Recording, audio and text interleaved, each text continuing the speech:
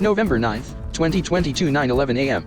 Chapter 12. The setting is Shelby County, where we interpret Article 1, Section 23 of the Tennessee State Constitution as it affords the freedom of peaceful assembly through the eyes of Thel Assembly of Greater Men. Article I, Section 23. Shelby County. Freedom of peaceful assembly. At the most southwesterly point of Tennessee, the largest and most heavily populated of the state's 95 counties, Shelby County anchors the state politically and geographically. With Raleigh being the seat of the county, Memphis, the second most populous city, would soon be so. From Isaac Shelby we get the name of the county, as he was the first and fifth governor of Kentucky. Before becoming governor, Shelby was a soldier in many battles, first under the United Kingdom and later for the United States after the Revolution. Second in command to his father in Lord Dunmore's war, he would afterwards fight in the American Revolution, the War of 1812, and in the Battle of the Thames. He was awarded a Congressional Gold Medal. In the American Revolution at the Battle of Kings Mountain he earned the nickname Old Kings Mountain. Before November 24, 1819, this area was inhabited by varying indigenous cultures believed to be of the Mississippian culture, who were known for fortified and complex communities. Part of that is now Shelby County, which obtained it from the Chickasaw in the Jackson Purchase of 1818, where Isaac Shelby was instrumental in the negotiation of the sale. Before the Civil War the seat was in Raleigh, but when Nashville was taken by the Union and the capital archives of the state moved to Memphis, the city's economic situation and port location encouraged its prosperity and a decision to remain. Before the Civil War, blacks made up a majority of the county's population, of which most were slaves, others were free, and some were greater men.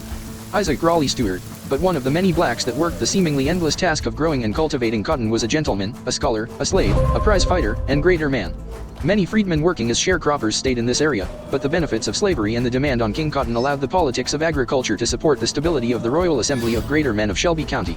As domineering as cotton's demand was as endearing as greater men had to be, as planting, chopping, and picking was much less effective without the right motivation. Sure, there were old Negro spirituals which kept workers going through the heat of the day, but life is more than just enduring challenging times, as spiritual motivation encompasses more than only religious consideration. As formal religion represents a man-made construct of spiritual administration, Isaac Raleigh Stewart focused on the individual as when two or more gather in his name. When there was one, he focused on the many, and when many he focused on one, but with his charisma he did so as none other in the area. He would speak to encourage anyone who would listen, but he knew how to change topics while staying on the same subject when whites attended his engagements. Part of being a greater man was learning humility to minimize confusion, where telling white men the truth about themselves from a slave's point of view would lead to too much collateral damage on either side. Telling black men the truth about themselves would do likewise as well, so it was a careful balance of introducing rhetoric and identifying individuality which attributed to his fame. His gift of public speaking earned him two almost interchangeable nicknames. Some called him Pontiff Minimus, while others called him Young Statesman. With the sheer volume of blacks in Shelby County, there was a lot of movement between plantations and throughout the city. As Pontiff Minimus, that movement was monitored ethically, and as Young Statesman it was regulated morally. The former took the position of the church while the latter took that of the state. His being a greater man came with the responsibility of maintaining the peace and tranquility of the community, so conforming to the doctrine of a church and laws of the state become foundations on which others may see the rewards of achievement and build their futures, finding happiness in relative success. From the wealthiest planters to the meekest of slaves, morality guides us all to our proper physical positions, while ethics determines the feelings our minds take towards that physical position. With most feeling good when their actions are morally right, and there being few unanimous decisions, there is almost always a minority party who think what is morally right is also ethically bad. Founded May 22, 1819 by John Overton, James Winchester, and Andrew Jackson, Memphis, Tennessee was named after Egypt's ancient city as Memphis. Egypt was to the Nile what this Memphis would become to the Mississippi.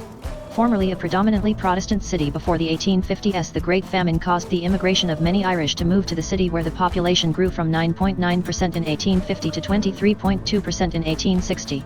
With German immigrants also finding this city an amicable destination after the 1848 revolutions. Being mostly Catholic, they changed the religious demographics of the city. In June of 1861, when Tennessee seceded from the Union, Memphis was a stronghold of the Confederacy until the Battle of Memphis on June 6, 1862. Ironclad gunboats would win the naval battle for the Union, though Army commanders allowed civil government of the city to remain for the sake of the economy. Establishing a Union supply base in the city, Union forces were harassed by Confederate General Nathan B. Forrest. The Royal Assembly of Greater Men of Shelby County had mastered the calendar and map of the area, so meeting times and places only seemed sporadic, when in actuality almost every move made was calculated. Pontiff Minimus knew what to talk about the times when he did meet to speak. Like on Thanksgiving, Christmas, and Easter, Pontiff Minimus would only talk of trending topics for the seasons and the good that we get from them. Likewise, but on another level, the young statesman knew what laws to speak on for that day or week to further assist in maintaining the peace and tranquility of the state. Avoiding speaking on trivial issues, young statesman would prove his morality by mentioning adherence to other laws, if whether or not they were relevant, when it didn't matter. That concludes the information for this session. We will see you back here next week for Chapter 13. Until next time, farewell.